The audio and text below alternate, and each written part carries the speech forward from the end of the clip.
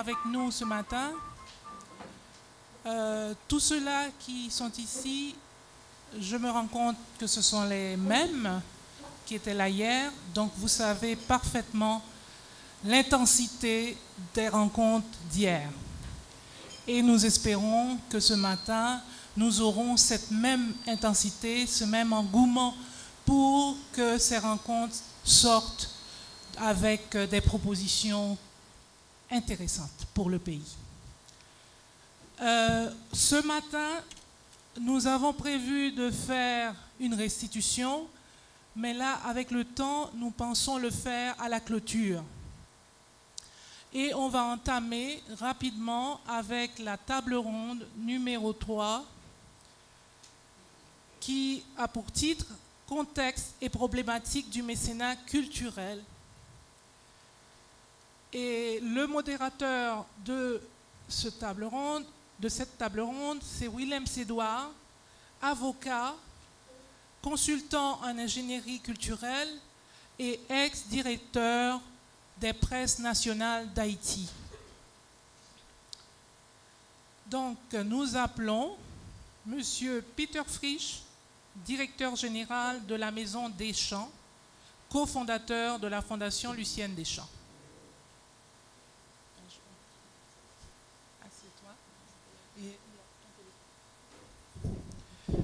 Nous appelons Lorraine Mangonèse, directrice de la Fondation Connaissance et Liberté. Odette Roy-Fonbrun, présidente de la Fondation Odette Roy-Fonbrun.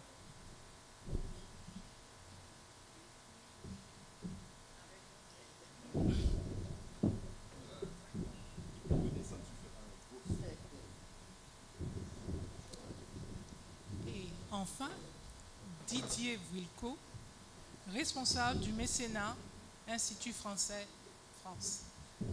Bonjour.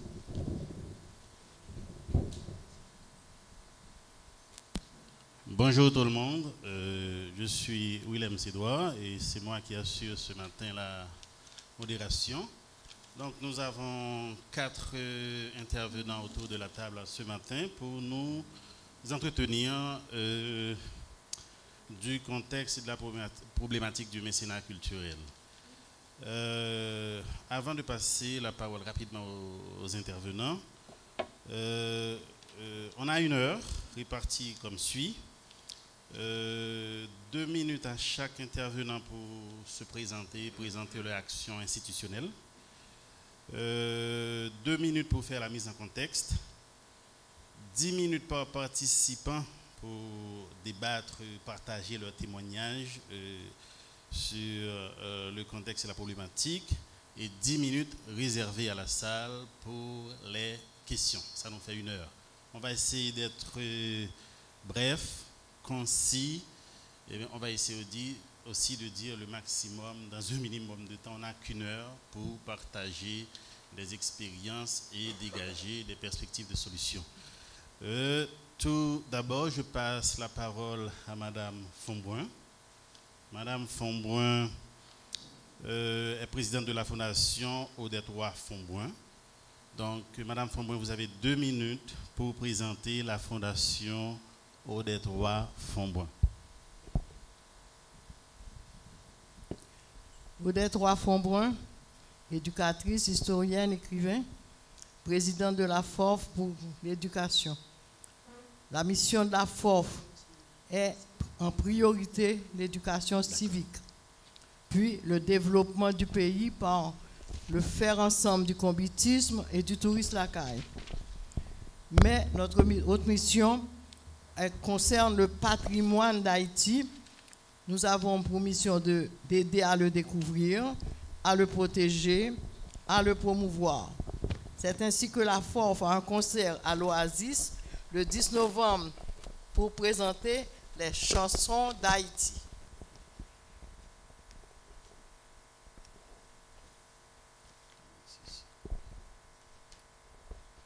Concernant le mécénat, je vais me contenter de présenter mon expérience personnelle. Lors du forum international organisé par la FOF à la recherche Madame Fonbrun, uniquement la présentation de la fondation. On va en discuter lors du... Oui, uniquement ça. Ça s'arrête là pour le moment. D'accord, merci. D'accord. Donc, on passe à Lorraine Mangonnaise, directrice exécutive de la Fondation Focal. Lorraine, vous avez la parole. Bonjour, donc, Lorraine Mangonnaise, directrice exécutive de la Focal, Fondation Connaissance et Liberté, Fondation Connaissance Acte Liberté. La fondation a été créée en 1995 grâce à une initiative et à un financement du Open Society Institute du financier philanthrope George Soros. Focal fait donc partie d'un réseau international très particulier qui est celui du Open Society Foundations. Et l'institution Focal est une fondation haïtienne régie par les lois haïtiennes, reconnue d'utilité publique en 2000. En plus du financement du Open Society Institute, nous sommes libres de rechercher d'autres sources de financement. De 1995 à aujourd'hui, nous avons donc géré des financements de l'Union européenne, de l'Agence française de développement, de la Smithsonian Institution, de l'UNESCO, des coopérations françaises, canadiennes, japonaises, pour ne citer que cela. Nous avons mené des actions en partenariat avec toutes sortes d'entités nationales et internationales, publiques et privées. Nous avons la capacité dans notre structure d'accorder des subventions, mais également de gérer nos propres programmes. Merci. Je passe la parole tout de suite. Non, je demande à M. Didier Veucot de se présenter. Merci Didier Vulco, je suis le responsable du mécénat à l'Institut français à Paris, ce qui veut dire que je ne suis pas distributeur de mécénat, mais que je suis collecteur de mécénat, si je puis dire, et que je m'occupe des campagnes de levée de fonds de l'Institut français depuis 2008. L'Institut français, c'est un établissement public à caractère industriel et commercial qui existe depuis 1922, c'est-à-dire qui a une très ancienne expérience dans la dimension culturelle. Notre création a été faite d'un petit moment toujours intéressant de le rappeler, de rappeler nos origines. On a été créé en 1922 par des épouses d'ambassadeurs qui savaient que quand elles accompagnaient leur ambassadeur de mari à Washington, à Londres, à Berlin, elles avaient besoin d'informations pour faire vivre la dimension culturelle de l'ambassade. Et elles n'avaient pas à Paris cette ressource qu'elles ont créée et qui continue d'exister aujourd'hui. Donc nous sommes en quelque sorte à Paris la base arrière du réseau des instituts français dans le monde, représenté aujourd'hui ce matin par Corinne Michaeli, l'attachée culturelle, et qui est donc l'avant-garde en quelque sorte de la présence culturelle française dans le monde. C'est un réseau qui est présent dans 160 pays. Il y a un peu plus d'une centaine d'instituts français dans le monde. Et nous sommes 150 salariés à Paris et nous embrassons l'ensemble du secteur culturel. Merci Monsieur Veucot. Je passe la parole à Monsieur Peter Frisch de la Fondation des Champs. Monsieur Frisch, vous avez la parole. Merci. Donc, pour ceux qui ne me connaissent pas déjà, donc je suis Monsieur Peter Frisch, PDG de la Maison Henri Deschamps et membre fondateur de la Fondation Lucienne Deschamps et aussi secrétaire du conseil d'administration de cette fondation. Donc, bien que la Maison Henri Deschamps ait œuvré dans le secteur du bénévolat et de l'assistance dans le secteur depuis les années 1945. Nous avons créé la fondation qu'en 2006 pour pouvoir mieux structurer l'activité et l'œuvre qui se faisait déjà au sein de la maison Henri Deschamps, et que tout ceci a été transféré à la fondation Lucienne Deschamps.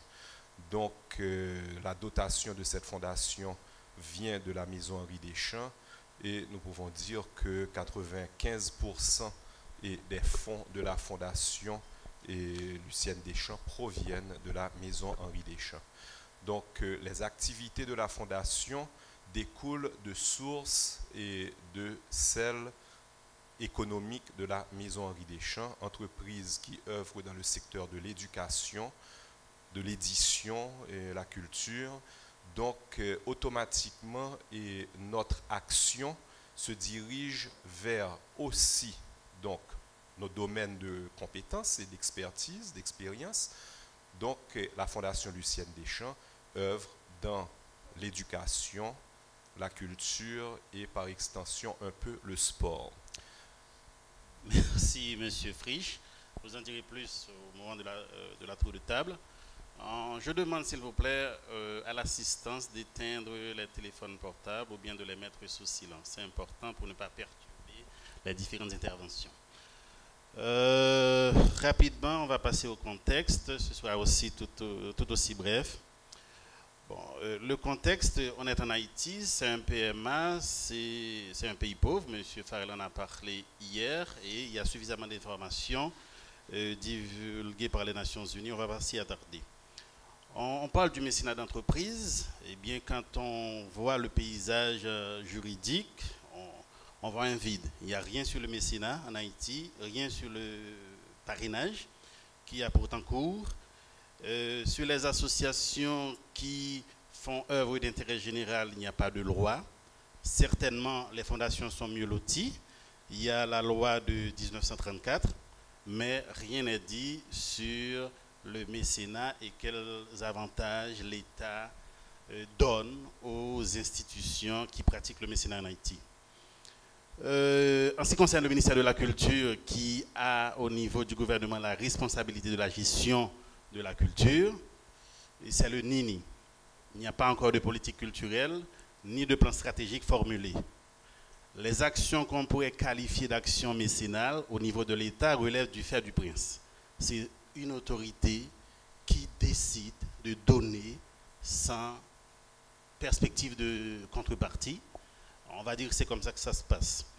Au niveau du secteur privé, à partir du document qui est publié, Repères pour le développement du mécénat et de la philanthropie en Haïti, 15 entreprises ont été recensées. Donc, on peut dire, avec les guillemets, si vous permettez, qu'il y a 15 entreprises qui pratiquent le mécénat en Haïti. Mais les actions qu'on pourrait assimiler au mécénat relèvent davantage de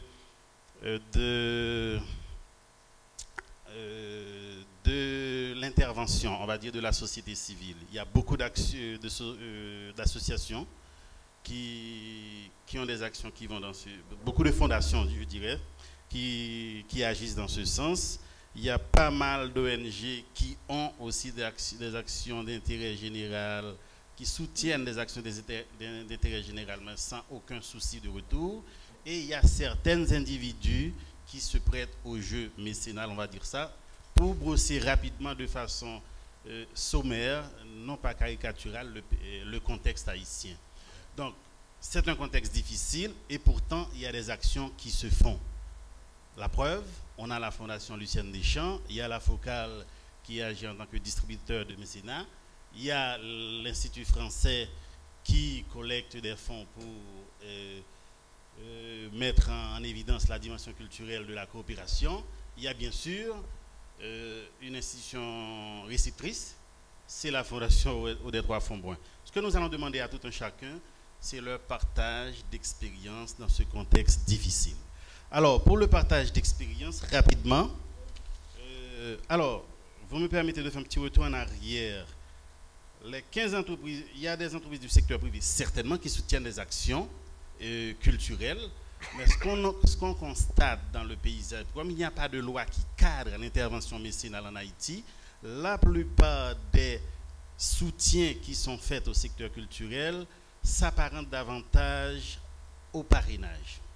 Donc, c'est vrai qu'il y a des entreprises qui font des actions qu'on pourrait qualifier d'actions mécénales, mais on va dire en grande majorité, les fonds qui sont alloués au secteur culturel s'apparentent davantage à l'événementiel et au parrainage. Alors, le premier point pour le partage d'expérience, et c'est le tour de table qu'on va demander à tout un chacun, c'est comment passer du parrainage à l'action d'intérêt général. Ce que j'ai pensé, c'est présenter mon expérience personnelle.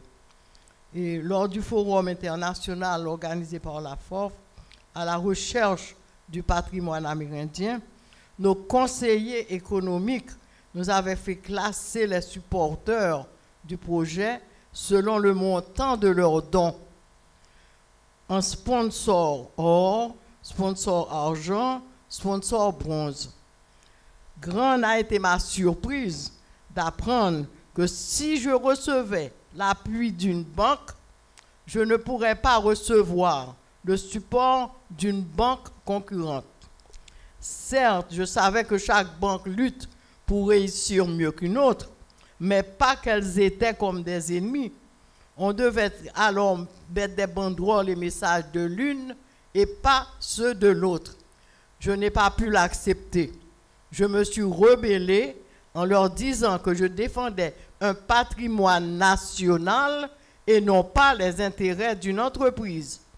J'invite des citoyens à m'aider à défendre ce patrimoine qui est aussi le leur. C'est alors que malgré les protestations de mes conseillers, je me suis excusé auprès des supporters du projet et annoncé qu'ils ne seraient pas des sponsors, mais des mécènes. Que la force s'engageait à donner reconnaissance publique à tous les mécènes. Ce qu'elle a fait dans ses programmes, dans les journaux et dans un grand parchemin mis sur chevalet durant les 3 jours. Merci, Madame Fonbrun. Alors, oui, ce point est prévu aussi dans... Mais moi, je n'ai pas dit ce que... J'ai compris, vous aurez le temps de revenir là-dessus parce qu'on fait un tour de table, chacun doit pouvoir dire dans un temps précis et concis le maximum, mais on va y revenir tout à l'heure. Donc vous permettez, Madame Fonbrun, que je passe la parole à Madame Mangonnaise. Donc c'est le premier point, c'est comment passer de l'événementiel à l'intérêt général, parce que le mécénat est fondé sur le soutien à des actions qui relèvent de l'intérêt général. Or, ce qui est constaté, c'est que en grande majorité, Madame Fonbrun vient de nous donner un témoignage vivant, les actions qu'on pourrait qualifier de mécénales en Haïti s'apparentent souvent au parrainage. Donc, comment passer de l'événementiel que l'on soutient à l'intérêt général? Alors, du point de vue de la focale, la manière dont nous avons procédé pour élaborer notre mission a été de beaucoup discuter en 1995 quand on a créé la fondation avec le conseil d'administration pour pouvoir élaborer une mission. Et cette mission est beaucoup basée sur l'engagement citoyen et ce qu'on appelle empowerment. Je ne trouve pas de traduction très satisfaisante, je ne sais pas. Empowerment. Oui, mais bon, ça ne rend pas bien ce mot particulier. Donc, nous, on est vraiment dans une optique d'intérêt général. En fait, on s'est intéressé à une grande diversité de secteurs dans le pays Et on est arrivé à la création et à la culture à la recherche de cet engagement citoyen. Donc on est engagé à soutenir et à mener des actions, autant dans le domaine de la promotion du livre et de la lecture, soutien aux bibliothèques, etc., mais aussi du patrimoine, autant au soutien à des organisations paysannes, etc., enfin, aux organisations de défense des droits humains, etc. Donc, on arrive par ce biais à la culture. Donc, on n'est pas, enfin, j'espère qu'on n'est pas du tout dans une logique de parrainage. D'accord, merci Madame Mangonnaise. Donc, je passe la parole à Monsieur Frisch. La question telle qu'elle est formulée, la réponse est difficile. Parce qu'en fait, le problème relève d'un contexte et d'un environnement dans lequel nous vivons en Haïti, où les entreprises majoritairement n'ont pas énormément de ressources qu'elles allouent à des activités de mécénat ou à les voir de parrainage. Et ce qui se passe, c'est que en effectuant ces débours, les entreprises tendent à privilégier, disons, un retour d'image le plus immédiat possible. Donc, effectivement, nous constatons qu'en Haïti, l'action privilégie le parrainage à travers des fois des montants non négligeables sont mis parce que en fait ça relève davantage du budget de publicité de ces entreprises plutôt que d'un budget mécénal. Ce n'est pas des fonds qui sont détachés de ce poste-là. Donc on remarquera que les entreprises qui arrivent à aller vers le mécénat sont des entreprises qui ont déjà une certaine envergure sur la place. Et c'est la raison pour laquelle on arrive à en compter à peine une quinzaine ou quoi, parce qu'il n'y en a pas tellement plus, malheureusement.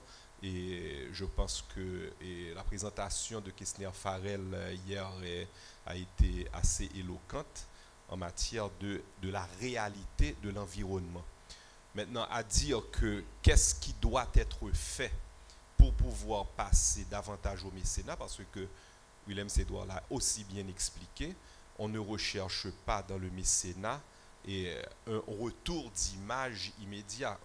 Le mécène travaille beaucoup et souvent dans l'anonymat. Merci. On va passer la parole, je sais, c'est le temps qui nous fait la guerre, à Monsieur Vieco.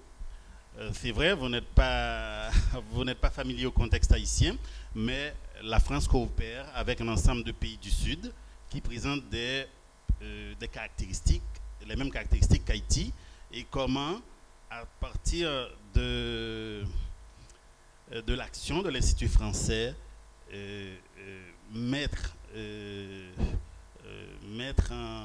soutenir, on va dire, des actions en direction de la culture et qui relèvent de l'intérêt général. Donc, merci de partager l'expérience de l'Institut français avec nous. Le débat en France aujourd'hui, un des grands débats majoritaires, c'est on paye trop d'impôts. Les entreprises disent qu'elles payent trop d'impôts et les particuliers aussi. Peut-être que le débat en Haïti, c'est on ne paye pas assez d'impôts. Mais vous me direz si je me trompe. Parce que ce qui fait la différence précisément entre intérêt général et intérêt particulier, dans la loi française qui favorise le mécénat, c'est la question de la fiscalité.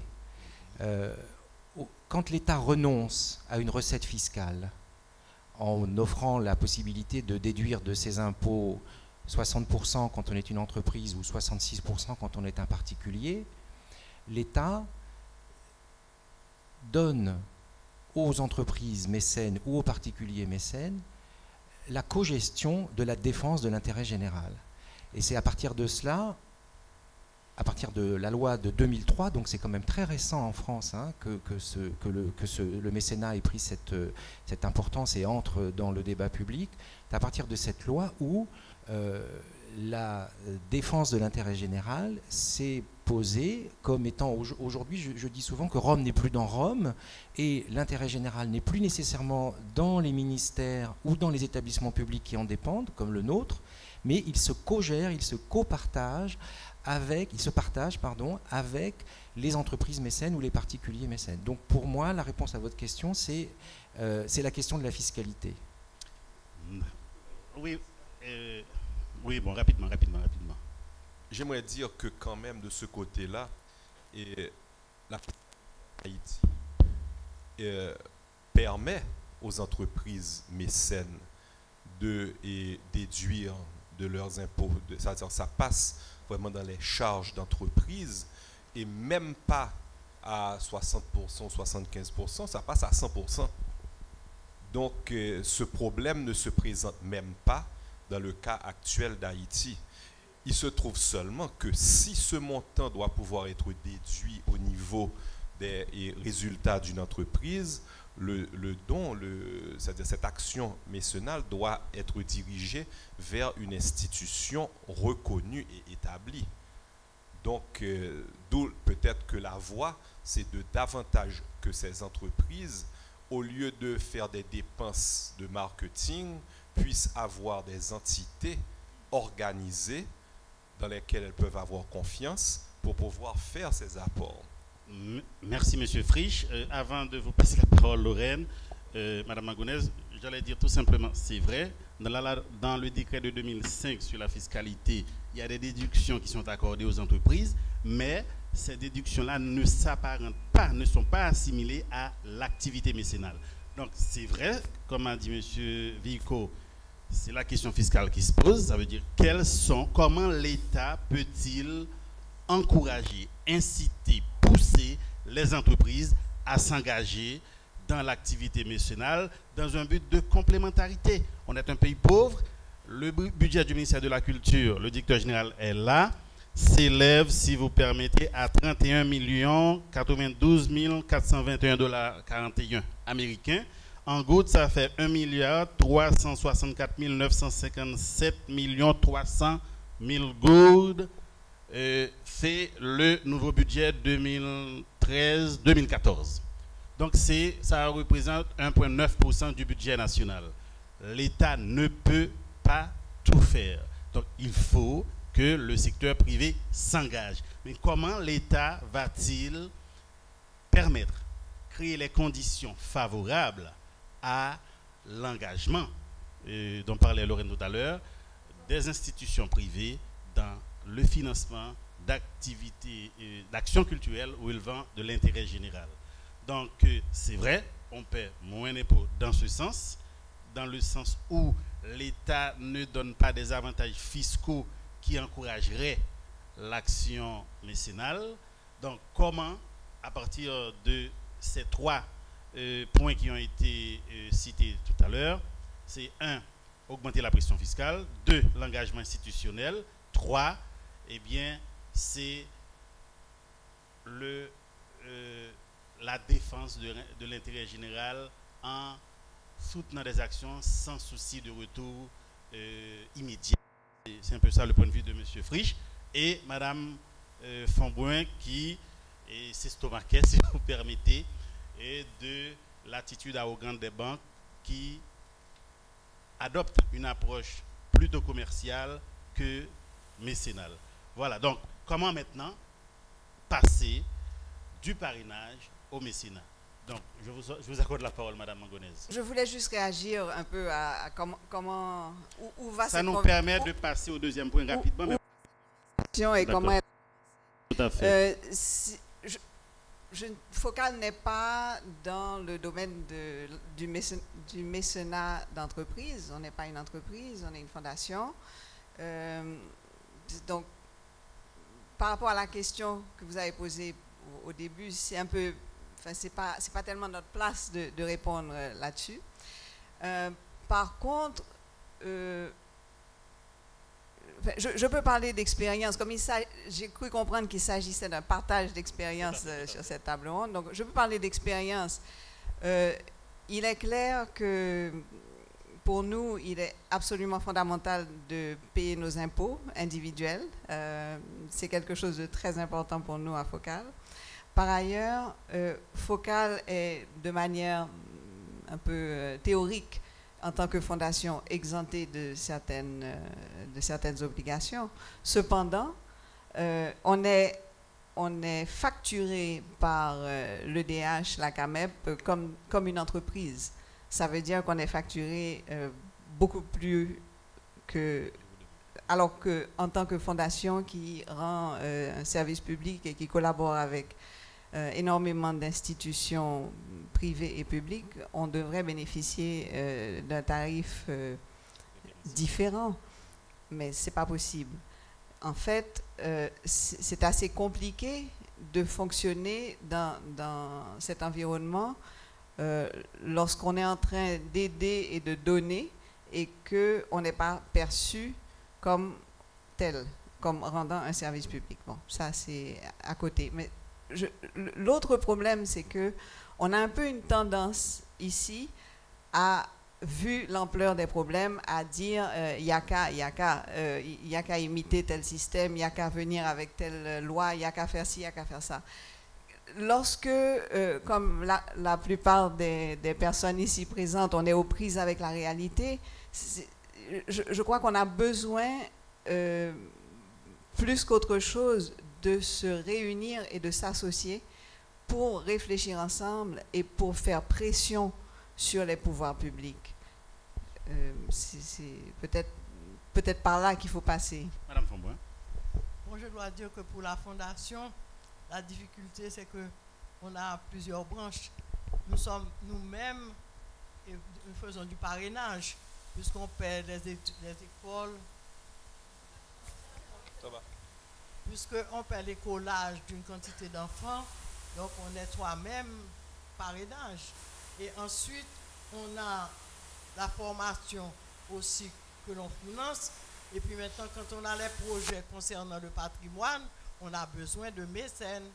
Et alors on pense que si l'État faisait peut-être une différence entre le parrainage, le mécénat, et on permettrait aux mécènes vraiment de pouvoir enlever de leurs impôts, parce que le mécénat, c'est pour des choses qui concernent la nation, c'est l'intérêt public, ce n'est pas l'intérêt privé. Tandis que quand on sait l'écolage, bon, c'est privé et on supporte, on ne doit pas déduire, parce que c'est un don que l'on fait soi-même, une participation à l'éducation. Mais quand on protège, on veut faire quelque chose concernant le patrimoine national, ça intéresse toute la nation.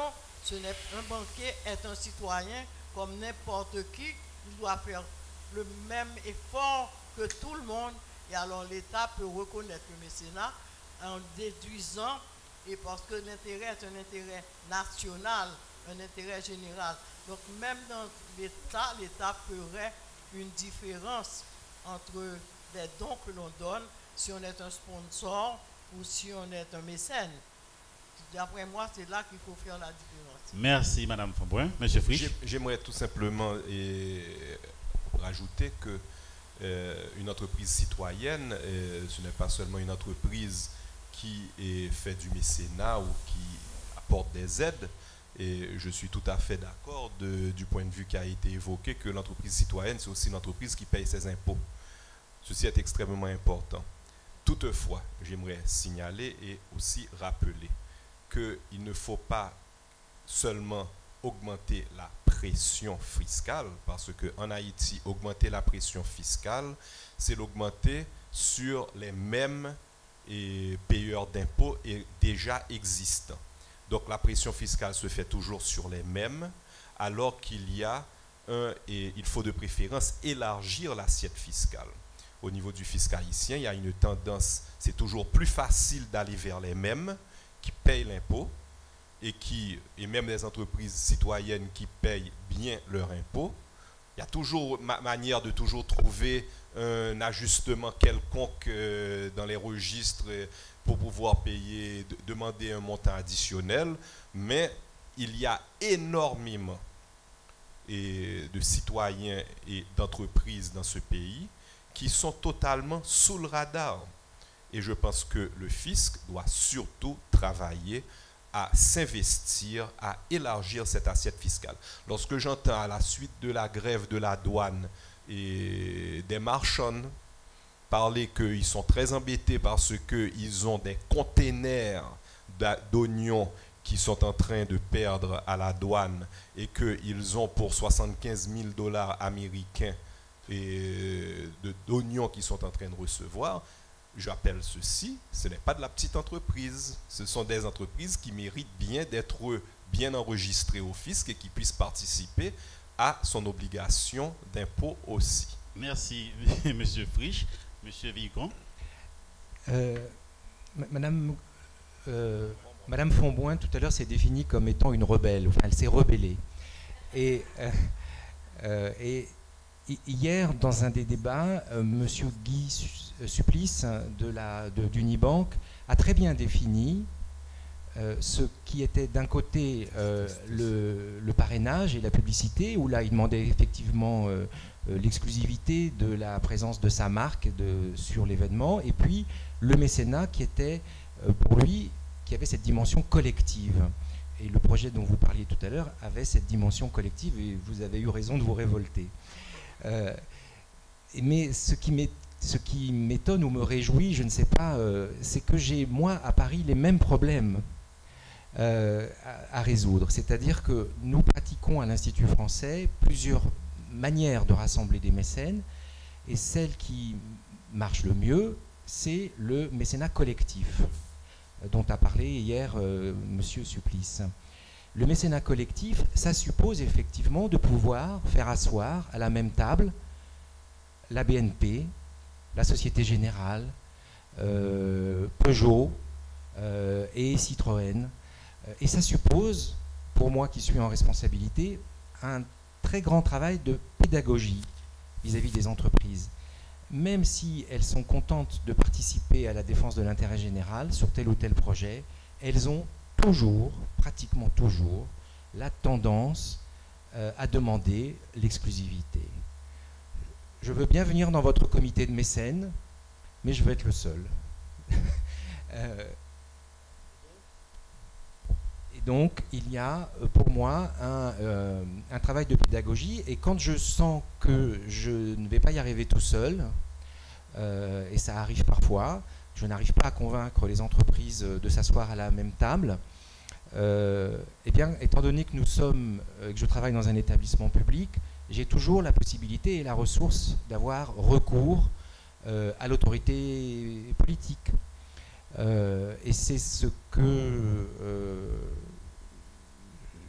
je vais faire prochainement. Nous allons rassembler un comité de mécènes sous l'autorité du ministre des Affaires étrangères, et je vais demander au ministre de rappeler aux entreprises que si elles sont là autour de la table, c'est parce qu'elles ont choisi librement. Hein, c'est quand même un choix libre de l'entreprise. Hein. Elles ne sont pas contraintes. C'est de participer à la défense de l'intérêt général. Donc il y a ce travail pédagogique, et moi je suis surpris et en même temps content d'entendre que vous partagez le même type de préoccupation. Merci M. Vicon. Donc on passe rapidement au troisième point. C'est comment porter l'État à s'engager, à créer les conditions favorables à l'émergence du mécénat en Haïti. Alors, à partir de vos expériences, à tout un chacun, et partagez avec nous, en fonction des difficultés que vous avez rencontrées pour exercer votre activité mécénale, comment l'État doit s'engager pour favoriser justement l'essor du mécénat en Haïti, le développement du mécénat. Je vais parler d'une expérience que nous avons faite à partir de 2004 avec d'autres institutions culturelles et individus qui se sont rassemblés après les événements difficiles de 2004 pour essayer de discuter et de comprendre le secteur, à l'intérieur du secteur, de développer une typologie des différents domaines, etc. Et ça a été une expérience très riche, et ce qui en est sorti, c'est un petit cahier des charges qui s'adressait à la fois au secteur lui-même et à l'État. Et je crois qu'on est toujours devant cette problématique, cette même problématique. C'est-à-dire qu'il faut que le secteur culturel arrive à se rencontrer, s'organiser par sous-secteur, évidemment, que les écrivains s'associent, que les musiciens s'associent, et ainsi de suite. Mais il faut que ça se fasse également toujours dans une perspective du bien collectif, et il faut que nous arrivions à travailler avec d'abord le ministère de la Culture et ses multiples bureaux et organismes déconcentrés, mais également avec les autres ministères et évidemment le ministère des Finances et autres, parce que il y a une déconnexion entre le citoyen et l'État, ici, ailleurs probablement, mais ici c'est un mal endémique, et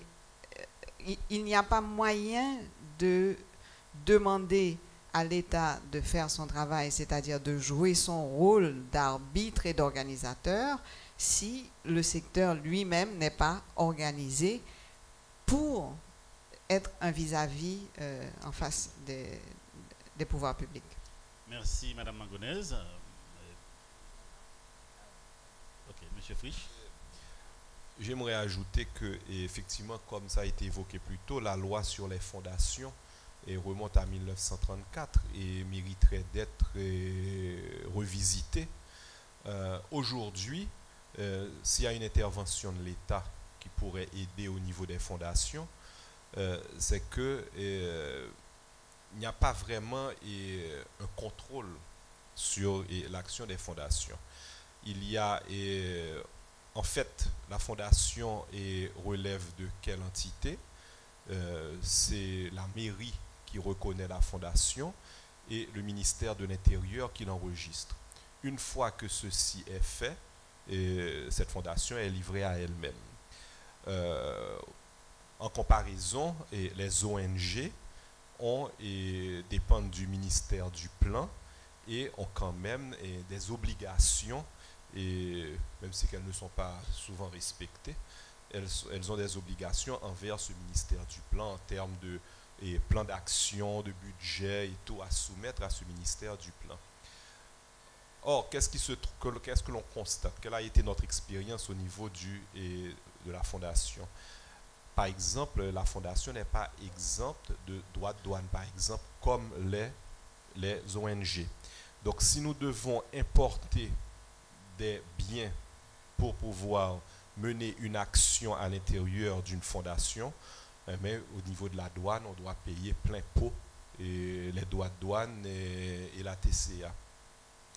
Donc, nous avons vécu l'expérience où des actions ont coûté facilement 25% plus cher à cause de cet aspect de droits de douane et de TCA duquel la fondation n'est pas exempte, ce qui est par contre le cas des ONG.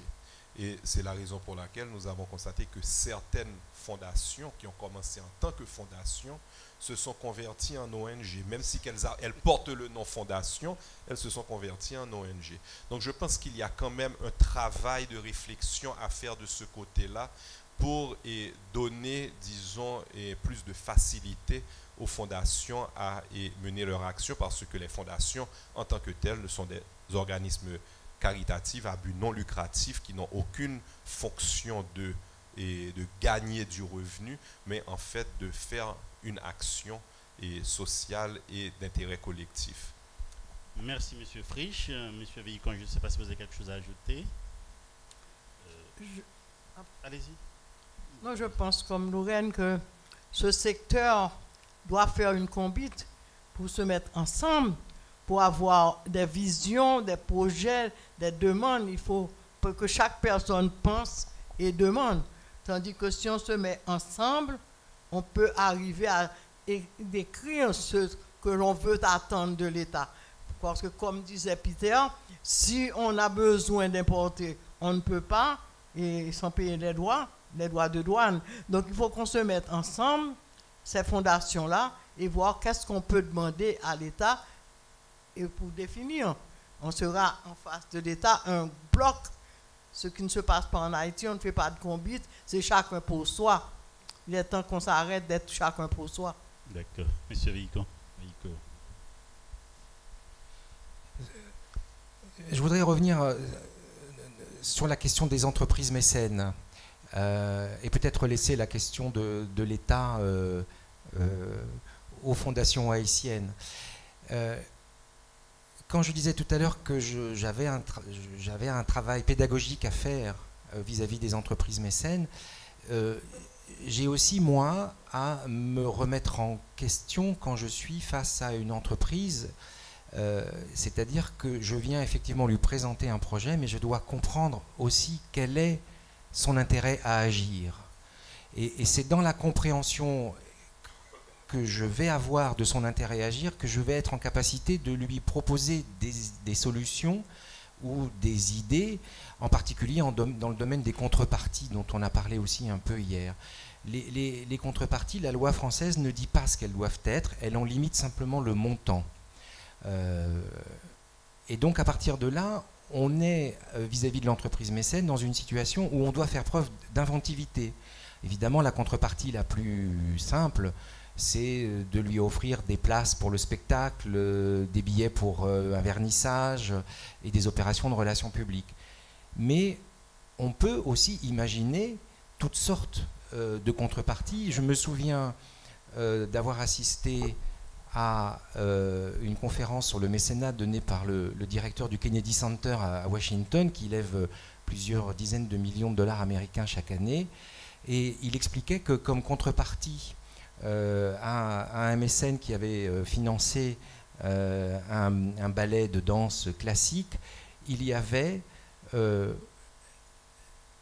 le lacet du chausson de la première danseuse qui était offert au mécène et qui était dédicacé par la première danseuse. Voilà. Alors, c'est ce que j'appelle la contrepartie de l'ordre de la jarretière. Hein, au Niçois qui mal y pense. Et donc, combien ça vaut le lacet du chausson de la première danseuse? C'est une contrepartie immatérielle. Aujourd'hui, ça a une valeur sentimentale. Peut-être que dans quelques années, ça vaudra très cher si on le met aux enchères. Mais en tous les cas, aujourd'hui, ça ne vaut rien que le geste. Hein.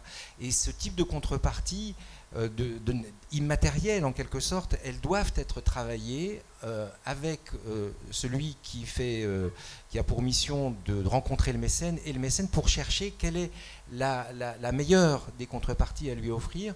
Alors, et c'est là où peut-être je voudrais revenir à la dimension du mécénat culturel qui était celle de cette table ronde. Une des particularités de l'Institut français à Paris, c'est que je travaille peu avec des fondations, et des fondations d'entreprise. Je travaille davantage avec les directeurs de la communication, les directeurs de la stratégie, les directeurs du développement des entreprises. Je n'ai jamais réussi à intéresser un mécène à nous faire un don, puisque notre mission c'est de nous exporter et de passer les frontières. Je n'ai jamais réussi à intéresser un mécène à aller dans un pays dans lequel il n'avait pas d'intérêt direct à agir. Si Schneider Electric n'est pas présent au Cambodge, ce sera peut-être la fondation Schneider Electric qui s'intéressera à offrir des ordinateurs aux jeunes étudiants cambodgiens. Mais je n'arriverai pas à intéresser la direction de la stratégie ou la direction de la communication de Schneider à investir sur un programme culturel que proposera l'Institut français du Cambodge. Ça veut dire que ma fonction de responsable du mécénat doit être aussi celle d'écouter ceux qui ont pour mission de développer le business des entreprises. Et ça, c'est très particulier à l'Institut français. Merci, M. Villicon. Donc, je résume rapidement. Pour Mme Mangonès, il y a nécessité que le secteur culturel s'organise. Et c'est à peu près le point de vue de Mme Fonbrun pour faire des propositions à l'État. En ce qui concerne M. Frisch, c'est plutôt un élargissement de l'assiette fiscale pour ne pas trop exercer la pression sur les entreprises citoyennes. Et M. Villicon a avancé le point suivant, qui est celui de se mettre à l'écoute du mécène dont on veut bénéficier les services. Donc il faut prendre en compte l'intérêt de l'entreprise mécénale de façon à pouvoir bénéficier de son soutien. Eh bien, rapidement, on va passer au dernier point. Justement, M. Frisch, pour ne pas exercer la pression sur les 15 entreprises qui s'adonnent au mécénat en Haïti, aux quelques fondations qui sont énormément sollicitées, je suppose qui n'ont pas les moyens de répondre à toutes les sollicitations auxquelles elles font face. Et c'est pareil aussi pour certains individus qui se prêtent à ce jeu-là. Donc, est-ce que, d'après vous, à partir de votre expérience, alors je m'adresse à tout le monde, qui a nécessité, tout en s'engageant pour porter l'État à créer des conditions favorables au développement du mécénat en Haïti, mais d'élargir aussi l'action mécénale pour que ça ne se limite pas à l'action d'entreprise, mais que ça s'étende aux individus, que ça s'étende à des communautés d'entreprises, que ce ne soit pas limité à, on va dire, à la générosité de quelques entreprises, parce que pour le moment, le recensement qui est fait nous donne un chiffre et c'est un chiffre qui pose problème. 15 entreprises sur l'ensemble des entreprises haïtiennes, ça ne dit pas beaucoup. En effet, et je tends à aller dans le même sens que mes collègues de ce panel. Il faut absolument élargir ce secteur, car lorsque nous sommes si peu, automatiquement, nous sommes toujours ceux qui sont sollicités. Et on a l'impression que ceux qui se lancent dans le mécénat ont des fonds illimités, ce qui malheureusement n'est pas le cas. Et ceci rentre à l'intérieur toujours d'un budget annuel. Ce sont toujours des pourcentages de résultats d'entreprises qui sont alloués à l'action mécénale. Et il faut à ce moment faire des choix. Malheureusement, vu le nombre de sollicitations, on tend des fois à se laisser aller dans le saupoudrage, ce qui est extrêmement dangereux parce qu'on finit par dépenser et diminuer les valeurs disponibles dans des actions qui au bout du compte, n'ont pas vraiment de lendemain. Il faut vraiment s'asseoir. Et je pense qu'au niveau de ce qui existe, il faut arriver à conjuguer nos efforts, à se mettre ensemble. Car en se mettant ensemble, on peut aller plus loin. Je vais donner l'exemple que nous vivons actuellement, où Fondation de France, Fondation Culture Création, Fondation Françoise Canès-Auguste et la Fondation Lucienne Deschamps se sont mis ensemble et ont conjugué les efforts, les ressources financières et les ressources humaines dans le cadre de cette mission de spéléologie dans le sud-est d'Haïti, et qui vraiment a donné des résultats concrets, qui débouchent sur un livre concret, et que à ce moment, voilà que on permet de dévoiler un patrimoine naturel propre à Haïti qui peut demain être exploité de façon cohérente, de façon judicieuse, et qui puisse maintenant devenir une source de revenus pour les populations locales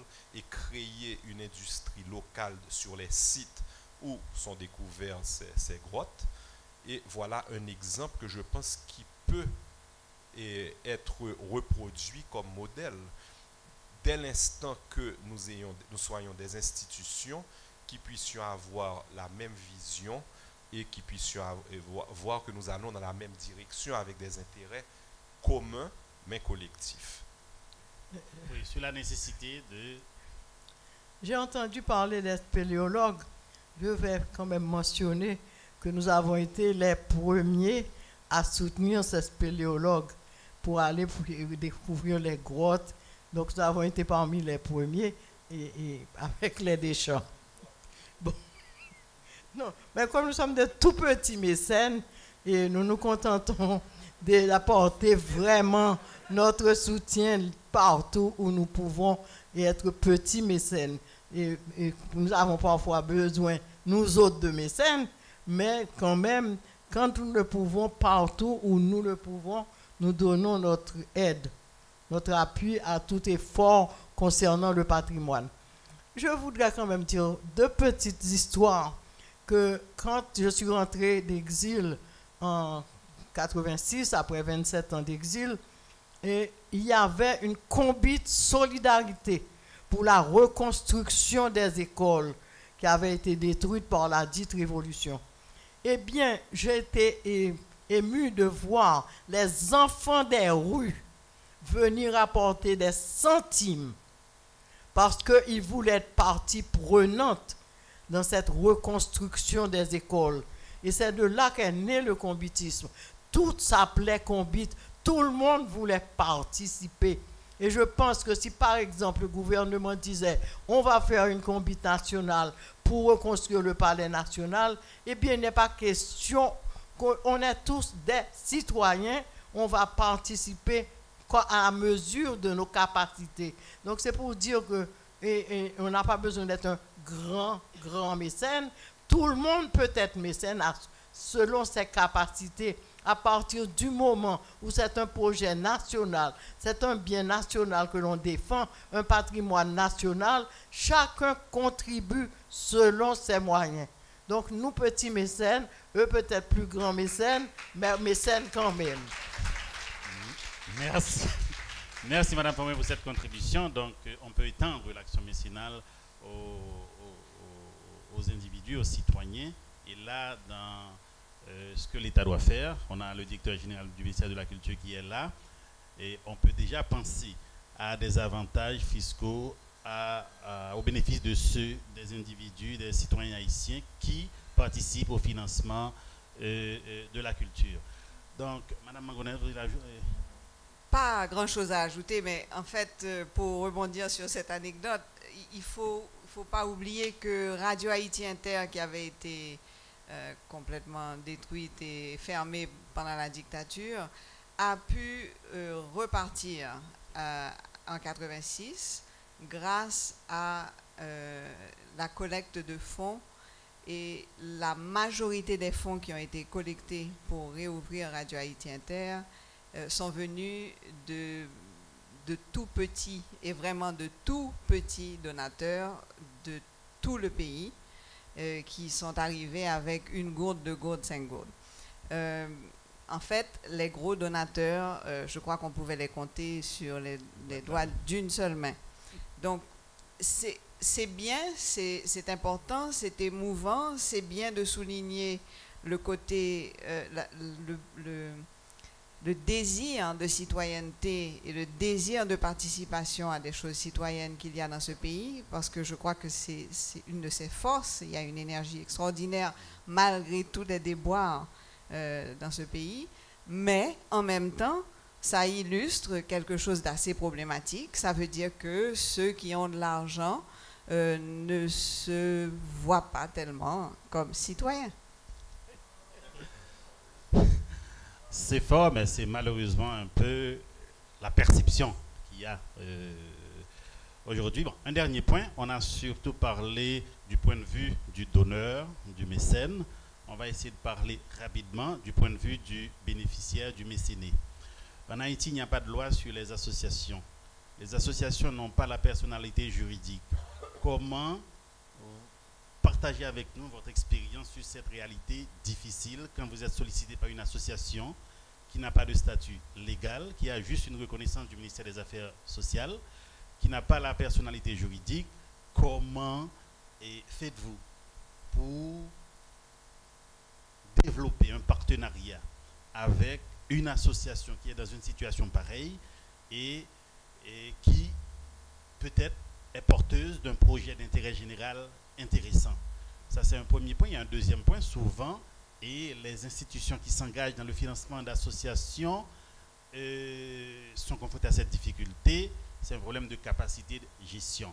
Alors, en tant qu'institution donatrice, institution mécène, comment arrivez-vous à vous sortir, on va dire, de cette impasse? La loi ne dit rien sur le bien fondé de votre action mécénale. Les associations n'ont pas de personnalité juridique. Souvent, elles sont confrontées à des problèmes de capacité de gestion. Partagez avec nous votre expérience en tant qu'institution mécène? Très très rapidement, je pense que bon, on a vraiment des années d'expérience dans ce domaine. Je crois qu'il faut accompagner les associations, c'est très, très simplement. Et là où il n'y a pas beaucoup de structures prévues ou de solutions prévues du point de vue de l'État, je pense qu'on peut très bien, on peut pallier à cela dans une perspective pédagogique, c'est-à-dire je crois qu'il y a moyen de créer toutes sortes d'exercices qui permettent aux associations de faire l'expérience du formel. C'est-à-dire, bon, peut-être qu'il n'y a pas de structure existante, mais il y a moyen d'inventer des manières de faire l'expérience du formel, ce qui aide les associations à comprendre ce que c'est qu'une association. Mais ça demande un accompagnement long, ça demande un accompagnement dans le temps. Évidemment, ça ne va jamais remplacer le besoin qui doit venir de l'État de légiférer et de fournir des structures d'accompagnement. Et puis, c'est la même chose pour la gestion, il faut accompagner. Merci. Madame Fomoin? D'accord. Monsieur Frisch. Alors, je dirais pour répondre à cette question que effectivement, et cette absence de structure ou de cadre légal pour les associations défavorise tout ce qui est association nouvelle. Car au niveau des mécènes, ils tendent à vouloir privilégier automatiquement des institutions ou des entités qui, quelque part, ont déjà fait leurs preuves sur le terrain. Alors, parce que nous savons très bien qu'il y a une forte méfiance aussi dans le milieu, il y a eu trop de scandales en matière de détournement de fonds à l'intérieur d'associations ou de gaspillage de fonds. Donc, lorsque l'argent est rare, on doit faire attention à comment on le dépense. Donc, très souvent, et c'est la raison pour laquelle que beaucoup d'entreprises mécènes tendent à baser aussi leur choix sur le qui connaît qui. Très souvent, la porte d'entrée d'une association, c'est une personne en particulier qui connaît quelqu'un au niveau de l'entreprise mécène qui arrive à déjà franchir la porte.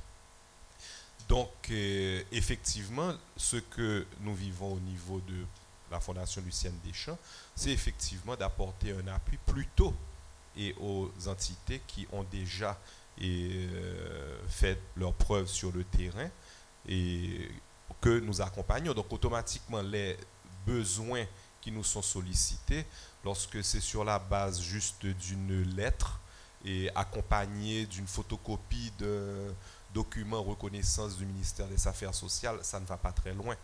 Et en général, nous commençons à analyser des dossiers lorsque c'est quelque chose qui est bien constitué, avec un véritable document de projet, avec des tenants et aboutissants et qui accompagnent ce projet, qui ont un budget bien bâti. Là maintenant, nous commençons à voir, là nous avons une institution qui semble être solide et que nous pouvons vraiment commencer à discuter avec et aller plus loin en matière de réflexion et d'accompagnement. Mais automatiquement, une fois qu'un montant est décaissé envers des institutions ou des associations qui bénéficient d'un apport de la Fondation Lucienne Deschamps, il y a le suivi qui se fait en matière de l'action menée. Nous accompagnons cette institution pour s'assurer que le fonds est vraiment utilisé à bon escient tel que c'est prévu dans le programme. D'accord, merci M. Frisch. Donc pour Mme Mangonès de Focal, c'est l'accompagnement qui prévaut. Et pour la Fondation Lucienne Deschamps, c'est plutôt, on prend en compte les associations qui ont fait leurs preuves. Donc ça veut dire des associations qui ont déjà une expérience, qui on va dire, qui se sont donné les moyens d'être crédibles sur le terrain. Alors, Mme Fonbrun, pour la Fondation Fonbrun, quels critères vous privilégiez? Bon, je suis un petit peu révolutionnaire sur les bords. Je dois dire que presque tous les projets qu'on reçoit font ressortir la misère. Parce que ce qu'on vous demande, on sent que ce sont des gens qui n'ont rien et qui demandent tout. Ça, c'est un. Et presque tous les autres projets ont pour but le développement du pays dans un sens ou dans un autre. Et nous avons fini par penser qu'il y a un développement qui est indispensable, qui est le développement de l'intérieur du pays et qui ne prévaut pas en général dans les projets qu'on présente. Donc nous sommes arrivés à ce que nous appelons le tourisme lacaille, qui fait que ce n'est pas tout le temps l'État. Donc c'est une combine de trois forces qui sont mises à l'écart, qui sont la jeunesse, qui représente une grande force que l'on n'utilise pas et qui est dangereuse parce que quoi et qu'il faut utiliser. La diaspora, qui est une richesse que l'on n'exploite pas, et cette communauté rurale qui est abandonnée. Donc nous avons réuni ces trois forces pour que ce ne soit pas tout le temps l'État et tout le temps un mécène. Donc ces trois forces réunies, nous avons organisé ce que nous appelons le tourisme lacaille pour le développement de l'intérieur du pays, puisque s'il n'y a pas ce développement, il n'y a pas de développement national. Donc pour nous, ce n'est pas tout le temps l'État, ce n'est pas tout le temps un mécène et les mêmes mécènes pour frapper à leur même porte. Donc une approche tout à fait nouvelle et différente de mettre ensemble trois forces qui sont disponibles et qui ne sont pas utilisées. Donc ça, c'est le projet du tourisme lacaille. Si vous permettez, vous travaillez avec des associations locales. C'est ça que nous voulons, c'est le plan que nous avons, et pour travailler aussi avec le groupe Être haïtien de M. Mathias Pierre, qui fait les séminaires, mais nous autres, nous voulons que nos séminaires se fassent avec les gens d'une même localité, les jeunes d'une même localité. Donc ces jeunes vont être obligés de voir qu'est-ce qu'il y a dans leur région, qu'est-ce qu'il y a qu'ils peuvent faire et quel projet ils peuvent étudier pour le développement de cette communauté-là. Et à ce moment-là, on cherche le financement et d'abord de la diaspora originaire de cette communauté. Donc il faut mettre les trois forces ensemble au lieu d'avoir à frapper à la porte de mécènes à droite et à gauche pour ce développement de cette communauté. Merci Madame Fonbrun. Monsieur Veillico, je ne sais pas si vous avez un dernier point à ajouter, sinon on passe aux questions après. L'Institut français se pose toujours la question, quand il distribue des fonds, que ce soit des fonds publics ou des fonds issus du mécénat, il se pose toujours la question de la bonne utilisation. Et nous devons, toujours justifier de chacune de nos dépenses. On a une agence comptable qui dépend du ministère des Finances, qui se trouve à l'intérieur de notre établissement, avec un agent comptable, qui est d'ailleurs autonome, qui n'est pas sous l'autorité du directeur et du président de l'Institut français, qui est donc une autorité indépendante. Et nous devons, chaque fois que nous dépensons un euro, justifier de cet euro. Alors quand notre mission, c'est de faire passer les euros à travers les frontières pour qu'ils arrivent ici en Haïti ou ailleurs, on demande systématiquement la preuve de la bonne utilisation. Alors c'est peut-être notre expérience très ancienne et qui s'appuie sur ce réseau des instituts français dans le monde, mais nous y arrivons. Nous justifions de chacune de nos dépenses dans un processus administratif toujours très contraignant, dont on aimerait bien parfois le trouver plus léger, mais en tous les cas, ça n'est pas impossible de garantir à la fois à l'État et aux mécènes que leur argent arrive bien là où ils le souhaitent. Moi, ça va faire presque 13 ans que je suis dans cette institution, dans cet établissement public. Je n'ai peut-être une fois eu connaissance d'un problème d'argent qui n'est pas arrivé là où il devait arriver. On reçoit 50 000 projets par an, on en défend à peu près 2000. Donc c'est un pourcentage très très faible de mauvaise utilisation des fonds. Merci Monsieur Veillicon. Donc on va passer aux questions. Alors nous avons discuté autour de la table de 3 points. Comment passer du parrainage au mécénat, comment également passer de l'événementiel à l'intérêt général et quel rôle l'État peut jouer pour encourager le mécénat en Haïti et finalement comment élargir, si vous voulez, démocratiser. Pour le moment, on parle de 15 entreprises et de quelques fondations qui s'adonnent au mécénat. Comment démocratiser l'action mécénale en Haïti? Donc n'oubliez pas, vos questions doivent porter sur l'activité et le soutien mécénal en faveur de la culture, puisqu'il s'agit du mécénat culturel. Merci. Vous avez 10 minutes et on ne prend pas beaucoup de questions. Si vous permettez. Non, après, monsieur Chauvet, madame le maître. Non. C'est juste pour dire que l'ouvrage Repère pour le développement du mécénat et de la philanthropie en Haïti, effectivement, comporte 15 entrées de mécènes haïtiens, mais ce n'est certainement pas exhaustif. C'est précisé dans le livre. Au contraire, il y a d'autres entreprises qui s'engagent, qui restent à encore étudier, à rencontrer. C'est pas facile, mais il y en a plus que 15 en réalité. Voilà ce que je voulais préciser. D'accord. Oui, bonjour. Moi, je voudrais poser, parce qu'on a beaucoup, au début de la conversation, opposé mécénat, parrainage, on connaît les contreparties, pas les contreparties. Il y a d'autres problématiques autour desquelles on tourne beaucoup, c'est la question de la collaboration, de la nature de la collaboration entre l'entreprise et le projet soutenu, et notamment comment les salariés des entreprises peuvent être mobilisés dans les projets qui sont soutenus. Donc comment, au fond, on peut... Hier, je disais que le mot partenariat n'a pas d'existence juridique, mais le mot partenariat, il est très fort quant à la tonalité de l'action. Donc comment on peut établir un partenariat dans une action de mécénat? Quels sont les leviers? Est-ce que vous avez des exemples ici en Haïti de partenariats assez poussés? On sait que c'est un garant de longévité de l'action, souvent, hein, des entreprises qui trouvent un intérêt de mobilisation qui n'a rien à voir avec leur activité commerciale directe. Et puis ma deuxième question, donc ça c'est vraiment sur la question de la collaboration, de la qualité de la collaboration. Et puis la deuxième question, c'est est-ce que vous... c'est des questions alors là qui se posent aussi à des fondations en tant que bailleur, hein, ce qui est la Fondation de France. Jusqu'où on peut admettre qu'une entreprise, quand elle finance un projet, elle veuille qualifier le projet? Non pas en avoir des contreparties commerciales, encore une fois, mais l'orienter, le dire, bah oui, votre projet il est bien, mais il pourrait être mieux s'il était comme ça. Et comme je paye, j'ai mon mot à dire.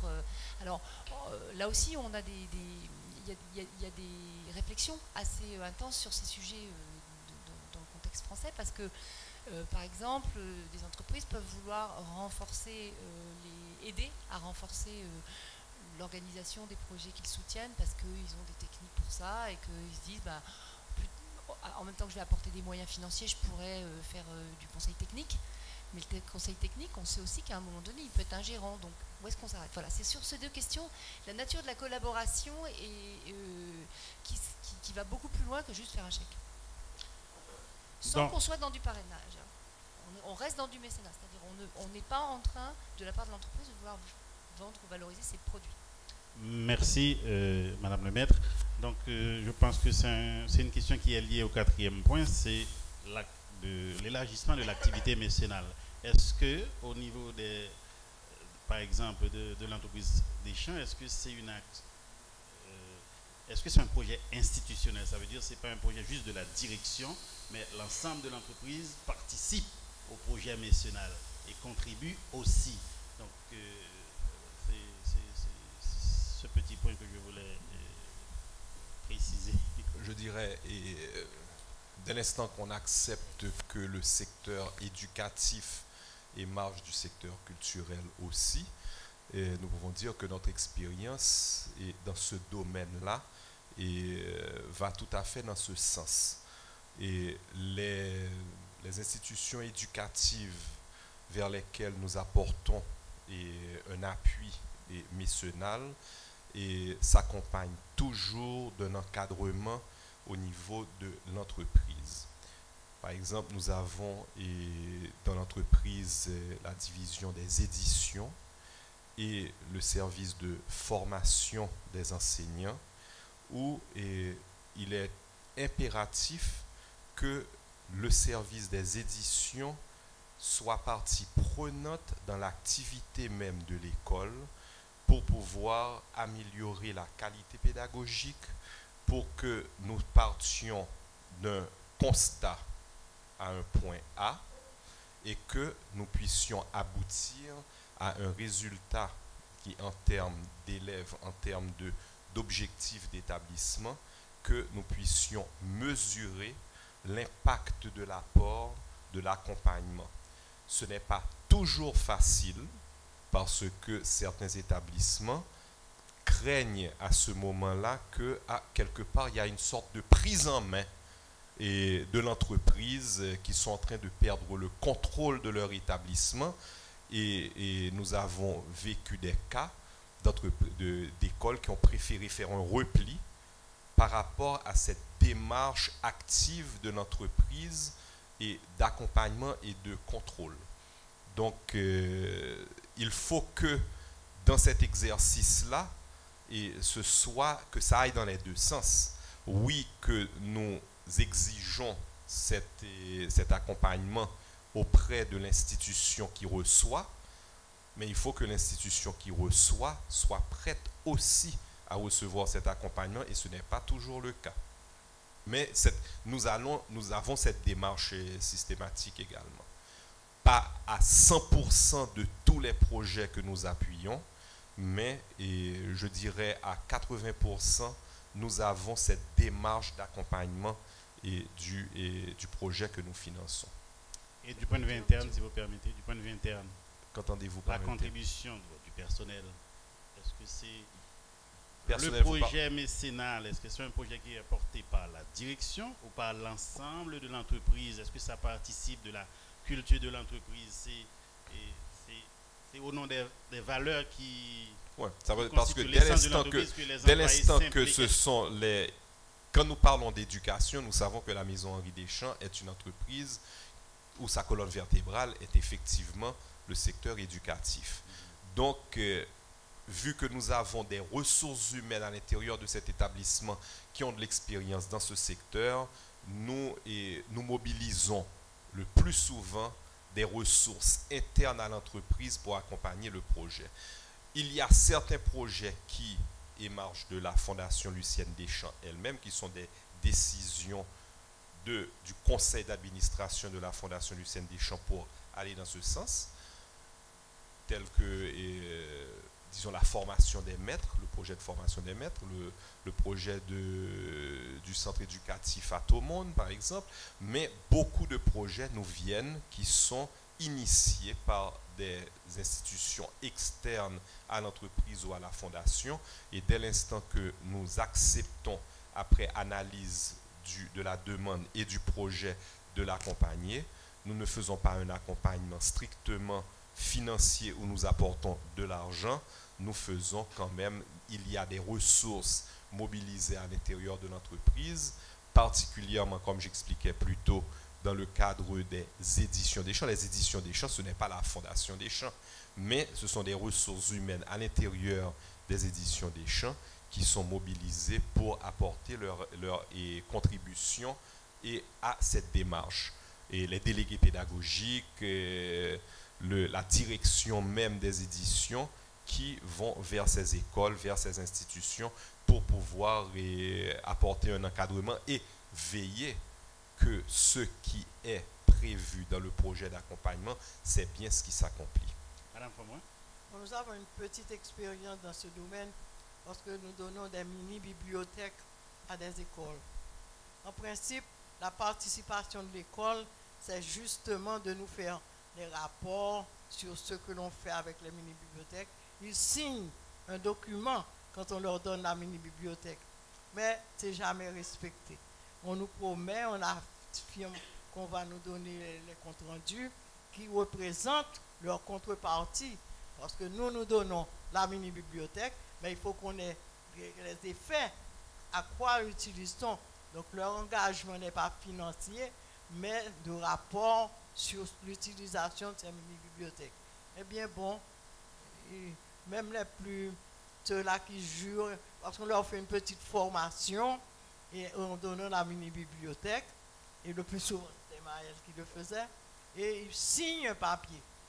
Comment ils vont utiliser la mini-bibliothèque et les rapports qu'ils vont faire. Eh bien, nous attendons toujours les rapports. Alors, il y avait deux aspects dans la question.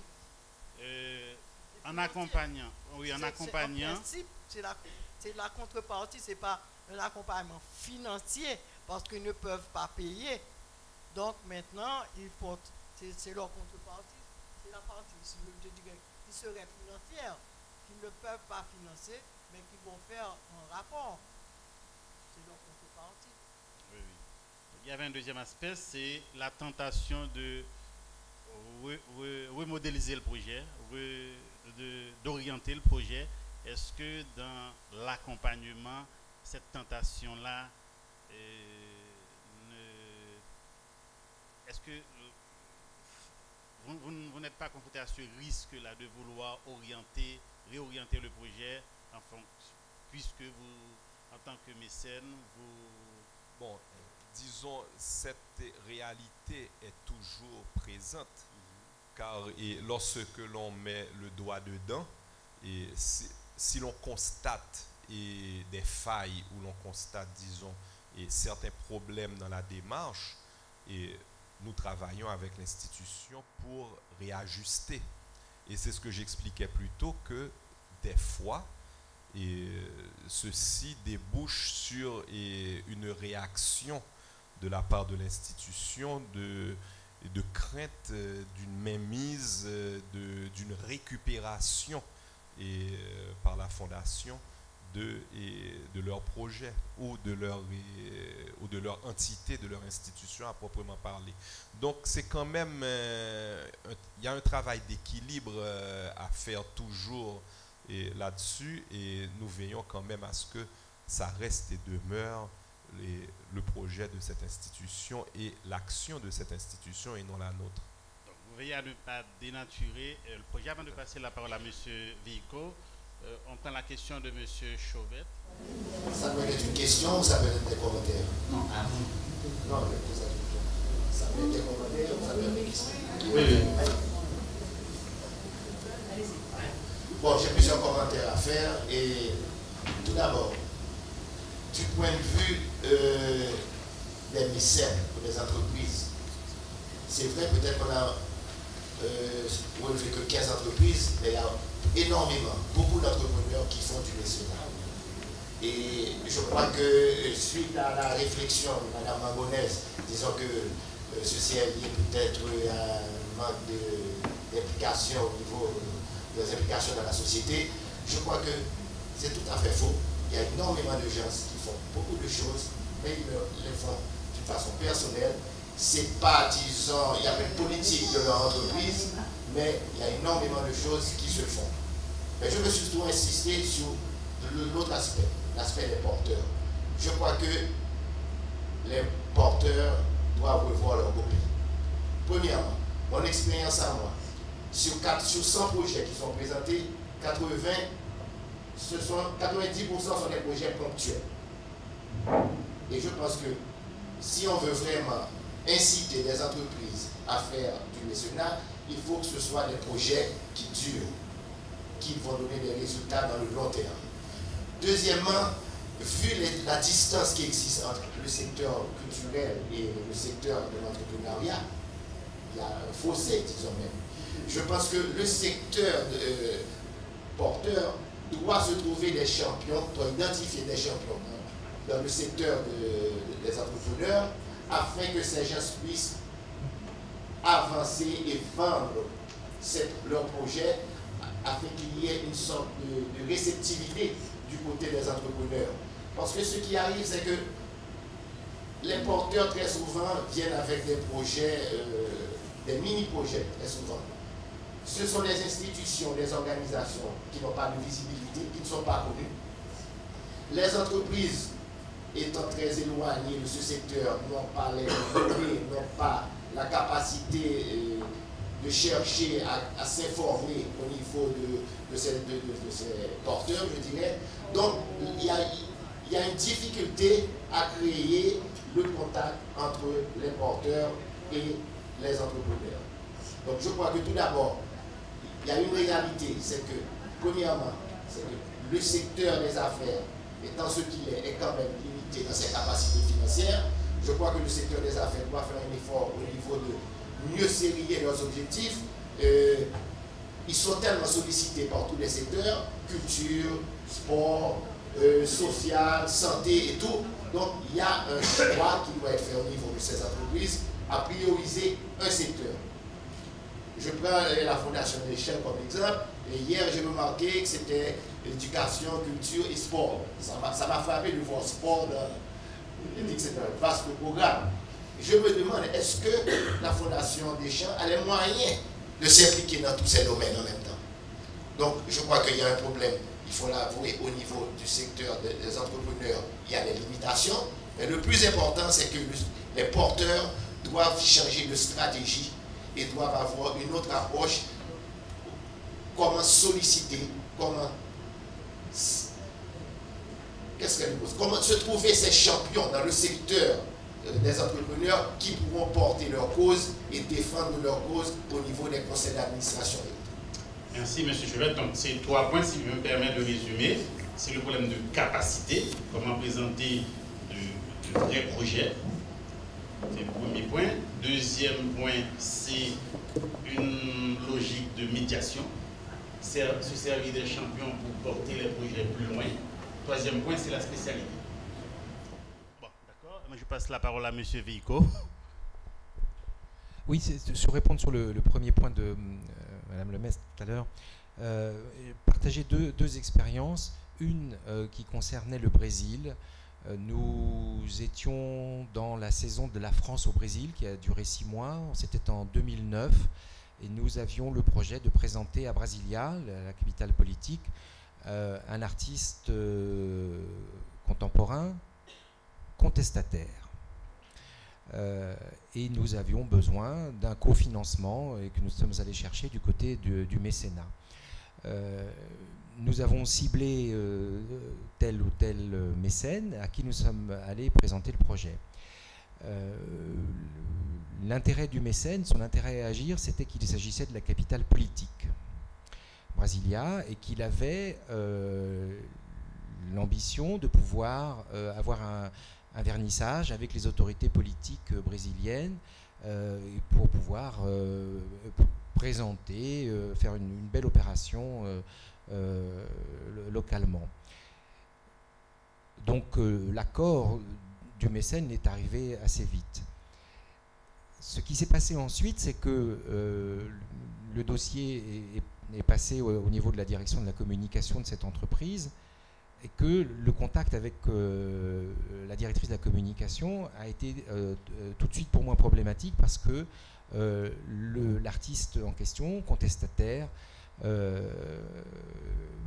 posait problème. Et donc on m'a demandé de fournir, il s'agissait d'un peintre, on m'a demandé de fournir la liste des œuvres pour éventuellement exercer un droit de regard et de retrait peut-être de certaines des œuvres qui devaient être présentées. Et donc là, tout à l'heure, j'ai parlé de pédagogie en matière de mécénat collectif et il m'a fallu encore faire beaucoup de pédagogie vis-à-vis de cette directrice de la communication pour lui expliquer qu'elle n'était pas commissaire de l'exposition, mais qu'elle était mécène. On a fourni évidemment la liste des œuvres et finalement les choses se sont extrêmement bien passées parce que ce que nous n'avions pas prévu, c'est qu'effectivement l'exposition a été inaugurée par un ministre brésilien qui lui-même avait été contestataire, réfugié politique en France dans les années 60-70. Il avait fait ses études à la Sorbonne et qu'il trouvait réjouissant et joyeux de voir un artiste contestataire présenté par la France alors qu'il était devenu ministre de son pays. Le deuxième point que je vis en ce moment, il s'agit d'un projet qui concerne le Japon. La France est propriétaire d'une très belle résidence d'artistes dans la ville de Kyoto, l'ancienne capitale impériale. qui est une résidence qui fonctionne un peu sur le modèle de la Villa Médicis à Rome. Après l'épisode du raz-de-marée de Fukushima, la question de garder ouverte ou fermer cette maison, cette résidence d'artiste s'est posée. Et la question de sa réouverture, je croise les doigts parce que la réponse arrivera sans doute cette nuit ici en Haïti, puisque le comité des dons de la fondation qui a été sollicité se réunit aujourd'hui. Et dans le dialogue que j'ai eu depuis maintenant 7 mois avec cette fondation, a pour moi été très surprenant. Tout à l'heure, j'ai dit que je travaillais peu avec les fondations, et en fait, voilà un contre-exemple d'une fondation qui a des objectifs très particuliers, qui a des objectifs au Japon, qui n'a pas d'intérêt à agir spécifiquement au Japon comme entreprise, mais comme fondation, oui. Et l'ensemble des questions qui m'étaient posées consistait pour cette fondation à comprendre comment nous allions, nous, Institut français, assurer la pérennité de notre action. Si on nous donnait des fonds pour faire fonctionner cette institution pendant 1 an, pendant 2 ans, pendant 3 ans, comment nous allions nous y prendre pour assurer la pérennité de cette action. Et chacune de ces questions était toujours assortie d'une explication de texte qui était « mais ce n'est pas un piège. Je ne vous pose pas cette question pour ne pas vous donner, mais au contraire pour mieux vous donner ». Et donc pour nous, il y a eu un travail d'approfondissement en interne, et pas seulement de moi, parce que je ne connais pas tous les dossiers dans leur complexité opérationnelle, et donc c'est l'ensemble des équipes au sein de l'Institut français qui ont été amenées à répondre à cette fondation pour l'amener, on verra peut-être ce soir, à finalement nous faire un don majeur, parce qu'il s'agit de... Nous sommes engagés sur une période pluriannuelle. Voilà. Et donc, pour répondre à votre question, c'est effectivement ce dialogue absolument nécessaire avec le donateur. Et en petite réponse directe à mon ami Max, et effectivement, la fondation, et avec ses mots éducation, culture, sport, peut donner l'impression de se donner un mandat extrêmement large et qui pourrait laisser croire qu'il embrasse trop mal les trains. Or, tout en donnant cette impression, reste au contraire très restreint parce que, bon, l'ordre est bien défini, et deuxièmement, tout est restreint à l'intérieur de la sphère d'action qui est la nôtre, qui est notre expertise. Donc, avant tout, nous intervenons dans le secteur éducation. Lorsqu'il s'agit du secteur culturel, c'est le secteur culturel lié à l'écrit. Et si on nous demande d'intervenir sur le film ou bien l'art plastique, la sculpture par exemple, c'est pas notre domaine à nous. Parce que le sport, c'est toujours le sport qui est lié en milieu scolaire plutôt. Comme par exemple actuellement, nous sommes impliqués dans un programme en collaboration avec la Fondation Western Union, justement pour un programme sportif de compétition sportive en milieu scolaire. Mais si on nous demande de venir subventionner une équipe de foot ou une équipe de basket, non, ce n'est pas ça notre domaine. Donc on reste à l'intérieur de notre secteur d'activité, d'expertise. Donc un autre petit exemple, par exemple, il y a une quinzaine d'années, si on peut parler culture, il y a une quinzaine d'années, la littérature jeunesse était quasiment inexistante en Haïti. Donc nous avons initié un programme avec un appui de la francophonie, de l'agence de la francophonie, pour mettre en place en Haïti à l'époque des ateliers d'écriture pour pouvoir créer du contenu et littéraire en termes de littérature jeunesse. Et aujourd'hui, c'est un secteur qui est devenu extrêmement fort, prolifique et très dynamique en Haïti, alors qu'il y a une quinzaine d'années, ceci n'existait pas. Donc on reste quand même très... On cible, et comme je disais plus tôt, il faut éviter le saupoudrage parce que le saupoudrage ne va absolument nulle part. Merci, M. Frisch. On prend la dernière question, madame. Je suis Madame Bayard, de la Fondation, directrice de la Fondation des Trois Fonds-Bruns. Mais en même temps, je suis du secteur privé des affaires. De Access Haïti, Télé Haïti, je fais partie de ce groupe. Et je me retrouve très bien dans les remarques faites par M. Chauvet. Je crois, personnellement, je ressens une sorte de confusion. Je crois qu'il faudrait un peu définir qu'il y a le mécénat national et le mécénat international. Je crois que monsieur de l'Institut français nous parle beaucoup du mécénat international. Et il me semble qu'aujourd'hui, nous voulons parler du mécénat national. Le mécénat national, aujourd'hui, nous voulons, je crois aussi, parler du mécénat d'entreprise. C'est bien ça. Et même dans le mécénat d'entreprise, je perçois deux types de mécénat. Il y a le mécénat, le petit mécénat et le grand mécénat. Le mécénat qui s'adresse justement à une action qu'il faudrait définir. Parce que le chef d'entreprise qui veut participer au mécénat doit bien comprendre les paramètres du mécénat. Et je crois que là, il y a une confusion. En fait, dans mon esprit, en tout cas. Et toute action généreuse n'est pas forcément du mécénat. Je peux soutenir une entité, une entreprise, une association qui fait quelque chose que j'estime très bien, mais c'est une action généreuse de ma part, même si je suis une fondation, c'est une action de générosité vis-à-vis de cette association pour soutenir ses efforts qui peut-être à la longue aura une répercussion plus large. Mais en attendant, c'est une action de générosité, ce n'est pas une action de mécénat. Pour moi, l'entreprise, l'entrepreneur qui va participer au mécénat doit comprendre tous les paramètres. C'est-à-dire qu'il faut définir exactement ce qu'est l'action mécénale, sa portée et collective nationale. Il faut que ces paramètres soient bien définis pour l'entreprise, pour l'entrepreneur.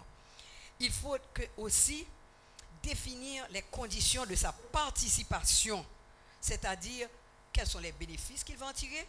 Est-ce qu'il va en tirer? Oui ou non, et comment? La visibilité qu'il peut attendre de sa participation à cette action de mécénat. Et troisièmement, pour l'entrepreneur, il faut déterminer avec l'État quels sont les...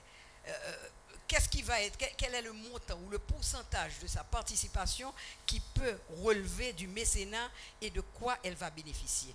D'accord, merci. Madame Bayard, si vous avez la question posée là, sinon je vous demanderai d'écouter pour nous. Des remarques. Ah bon, c'est uniquement des commentaires. Oui, eh ce bien, sont des commentaires. Et pour moi, il faut arriver à avoir une entité qui définit le mécénat et qui va faire ses propositions d'action collective de mécénat national. Merci Madame Bayard. Donc c'était autour de la table Madame Odette Fonbrun, Madame Lorette Mangonnaise, Monsieur Peter Frisch et Monsieur Didier Villecon et votre serviteur Willem Sédoir pour parler du contexte et de la problématique du mécénat culturel en Haïti. Merci pour vos questions, merci pour votre patience et votre participation. Si je me permets de juste conclure avec un élément de réflexion pour renforcer ce que Max Chauvette et Mme Bayard a eu à évoquer.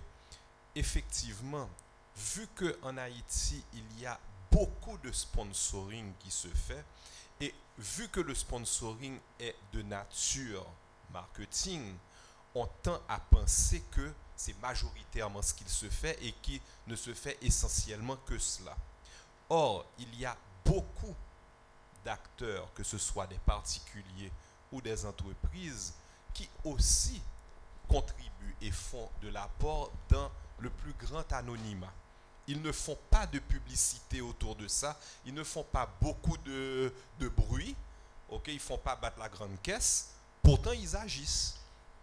Merci M. Frisch, ils agissent sans tambour ni trompette. Il faut dire qu'on n'en parle pas parce que justement les données manquent et cruellement. Merci.